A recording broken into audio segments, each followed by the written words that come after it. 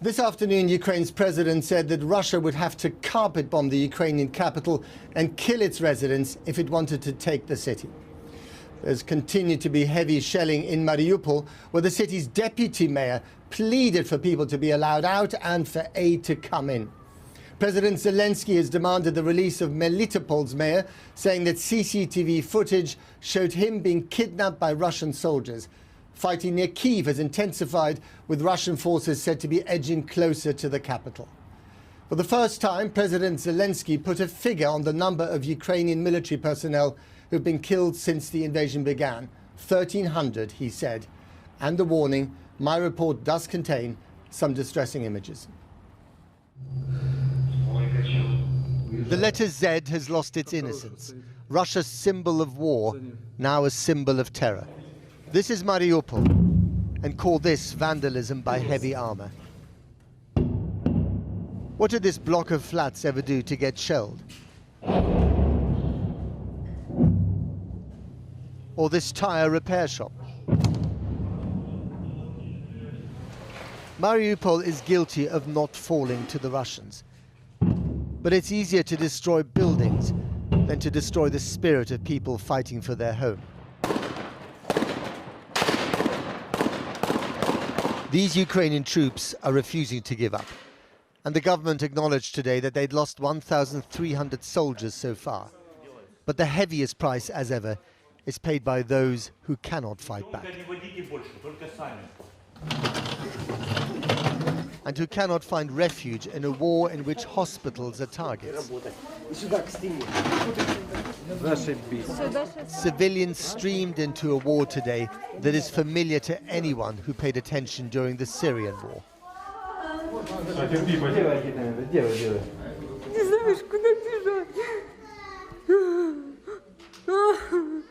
Anastasia is inconsolable. She lost one of her children in the shelling. Пришли к брату, все вместе, чтобы мне так страшно было. Спустились в подвал с детьми, женщины с детьми спустились в подвал. И прилетел снаряд во двор. Нас засыпало в погребе. Двоих детей они спасли. What words can do this justice? On the road to Mariupol is Volnovakha, a glimpse of the hell to come. The drone footage is silent, which is just as well, because this is now a dead landscape, rendered lifeless by Russian armor. Tanks parked where there should be cars. Church without spire. Bathtub as a fire pit. To the victors, the spoils. The longer it takes Russia to occupy parts of Ukraine, the more it turns all this uninhabitable. An act of vengeance for a war not going to plan, but by no means lost. This was Russian government footage of troops near Kyiv. One wonders what they've been told with their orders. Is it to wrong the rights of a Russia more sinned against than sinning? Do they really feel like victims of Western aggression? What do they truly think they're fighting for in the unwelcoming fields of Ukraine? Or, for that matter, dying for? We don't know where or how Senior Lieutenant Denis Sokolov died during the war that Russia still calls a special military operation. But in the city of Perm, his home, he leaves behind a wife and 2 children, one of them just a few months old. A family who, at this moment, will probably feel the same pain as their Ukrainian counterparts.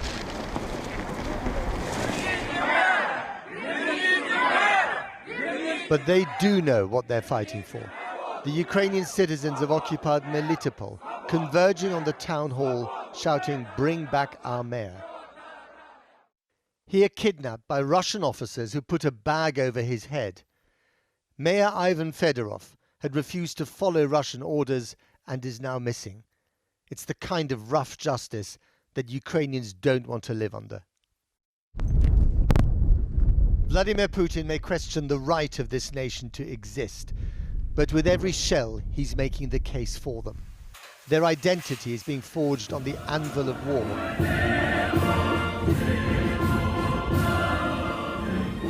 And sung by the opera company of Odessa, a city preparing for a siege. A national anthem once unknown outside Ukraine is now ringing in the world's ears.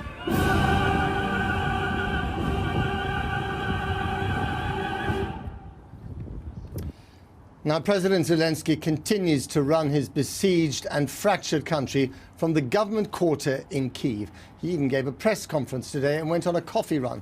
And the capital feels the Russian noose tightening around its neck, with troops advancing slowly but relentlessly. When the siege begins in earnest, it may become the most dramatic, bloody and drawn-out siege since World War II.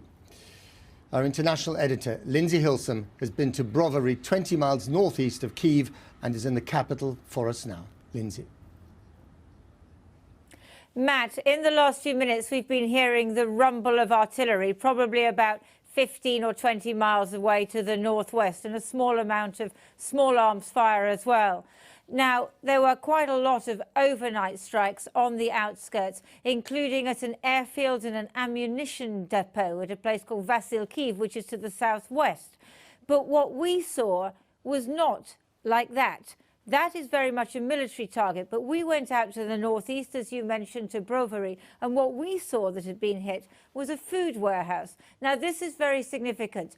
The Russians have some form in this. When they were working with the Syrians in Syria, they destroyed food in the fields, crops, and also warehouses. So the question is now, what about the coming siege? Are they really trying to make that even harder for civilians? Because civilians in the city, what will they need if the city is surrounded? They'll need heat, they'll need light, they'll need water, and they will need food. And so if they are destroying food, well, that is potentially a war crime. And I think that what we saw today raises many questions about Russian tactics. A Russian missile killed the family in this car on day one of the war. The wreckage is now part of a checkpoint on the road northeast out of Kyiv, next to all the signs of the normal life that they and others used to lead. We drive north past apartment blocks. If the Russians come down this road, maybe snipers will take aim from the windows. We're following the car of a member of the Ukrainian parliament, heading towards a pall of smoke, site of a Russian attack in the early hours of this morning. The strike hit a warehouse complex just outside the dormitory town of Brovary. Electronics in one part, foodstuffs in the other. From here, food is taken to Brovary and to Kyiv. So they try to cut off the supply of food to city. So you don't think this was a stray missile? No, because it was like, say, it was also grads, also missiles, so it was like several types of... so it was targeted? Yeah, it was targeted on this, definitely. We saw a similar food warehouse hit in the Black Sea port of Mykolaiv, adding to the suspicion that destroying food is a tactic. A former deputy prosecutor is here to investigate if there's evidence of a war crime. Видно, что артиллерийский удар был направлен именно на этот объект, а этот объект является одним из самых таких, скажем, крупных складских помещений, где есть холодильники, продукты питания, которые поставляются в столицу Украины, в Киев. И мы можем говорить о том, что это было целенаправленное уничтожение этого объекта для того, чтобы создать гуманитарный коллапс и лишить населения Киева продуктов питания. They think the artillery is being fired from about 10 miles further north. That's the line of defense, and that's the main destination of attack from east, where they try. Because they were stopped here, they started to move on this. You see this round road to Mariupol, where is the international airport. Yeah. So that's because they couldn't get here. They started to go here, and then now all this place is in Russian forces, but that's the main road. We drive on towards the front line, but at another checkpoint, they say we can go no further. This is the nearest to the front line that the Ukrainian soldiers will let us go. They're quite nervous around here because the Russians aren't far away, maybe 5 miles or so, maybe even nearer.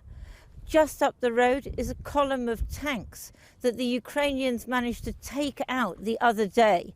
But the Russians have fanned out. They're all around, north, east and west of the city now. In the last 8 years, training and weaponry supplied by Western countries have transformed the Ukrainian military. More is coming all the time, but is it enough? When I see that Western representatives are saying we don't want to escalate, sorry, we have a full-scale war here. And if we can, our Western allies are helping us and providing us with Stingers, with Javelins, why can't they provide us with aircraft? It's the same. The Stinger can down the aircraft and the fighter can down the aircraft. No difference. We are not asking for boots on the ground. We are not asking for pilots in the skies. We just ask for weapons, aircrafts, things like this to help. We head back south towards the city. Still protected, still supplied with food, still sustaining 2 million people. But for how much longer? Lindsay Hilson reporting. Now, the Russian intelligence service, the FSB, is a successor of the notorious KGB and was headed by one Vladimir Putin in the late 1990s. Its remit is mainly internal, but also covers former Soviet republics, including Ukraine. Reports yesterday said that the most senior officer covering areas outside Russia and his deputy were under house arrest, raising speculation that a blame game might be underway in Moscow. The man who first reported the arrest was Andrei Soldatov, a journalist and an author of a history of the FSB. I interviewed him a short time ago, and I began by asking him to explain the importance of these developments. The FSB is primarily responsible for the situation in Ukraine. And 2 generals who were arrested and placed under house arrest, there are 2 people who actually are in charge of this department. So basically it means that Putin became very unhappy with the political intelligence coming from Ukraine. It's not a big secret that the FSB is not just an espionage agency, but they're also in charge of, especially in Ukraine, they are in charge of promoting pro-Kremlin politicians, political parties and groups. And it looks like right now it dawned on Putin that probably there is no political opposition to the Kyiv government right now, and he cannot rely on anyone in Ukraine. So is this a classic case of the underlings, the lieutenants, too afraid to tell the boss, the strongman, Putin, the truth? Absolutely. And we should remember that Putin is himself as an intelligence officer. So he believes that he is the most informed politician in the world. He always loved to boast of his knowledge of some intimate details of statistics and all that. But the problem with this kind of politician that it's very difficult to tell him something he doesn't want to hear. And it looks like that's exactly what happened. So he's not happy with the FSB. By all accounts, he's not happy with the army because there were these reports a few days ago of him sacking a few senior generals. Who's he actually relying on right now? Usually, we had so-called a joint group of forces. And there was always a commander, some general, top-level general, who was in charge of the situation on the battlefield. The most interesting thing now is that we do not have this kind of general right now. We have only people in Moscow talking about how the war should be conducted, which means that the whole thing about chain of command is getting really weird. Is it possible that some of these senior generals, especially the ones who are on the front here, perhaps together with some disgruntled officers in the FSB, could turn against Putin, could try and dislodge him? Obviously, everything now seems to be possible, but we need to remember that Putin is a trained KGB officer. He's well aware of risks to his personal security and safety, and he has not one but two security services with only one task to protect his body. And he sometimes he claims that actually he survived 12 or 13 attempts on his life. So I think he took precautions, and he's ready for that. And what do you think he wants out of this, and how far is he prepared to take it? Well, the biggest problem of Putin is that his way of getting out of troubles is always to escalate. He is a guy who is known to know how to escalate. We got into Russia got into trouble in Donbass because of Crimea, and we got Crimea because of the Maidan revolution. It's always like that. So my biggest fear that Putin might decide at some moment that his way out now is to escalate again and to try something somewhere else. Like where? Well, they have several countries where you have some ethnic Russian minorities. I would be extremely worried about Moldova The Baltic right republics. now. And the Baltic Republic, and of course you have the Black Sea, and you have lots of NATO warships which might be targeted for some attacks. So there are some ways to escalate and stopping short of causing a real war with NATO. But finally, if you were a betting man, do you think he will take this to the next level? I think, unfortunately, right now it looks like that. I think now he doesn't see any way to de-escalate and get back to normal. I don't think that's actually possible right now. Maybe we need to wait for some weeks when the sanctions finally hit Russian economy, like it could happen, but not now. Well, that's depressing. Andrei Soldatov, thank you very much. Thank you.